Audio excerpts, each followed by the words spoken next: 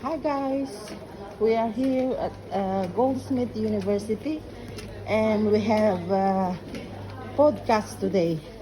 Podcast or training? It's the same. Podcast. And this is Folera. Hi. And say hi to them. And this is Maybelline. Hi. And now we are, and this is Anne. And this is Yoli. She wants to go home to Philippines. But first, she have a podcast. And now, we are here at Goldsmith After podcast, I'm going back to Philippines. In my dream. I'm sorry guys, my voice.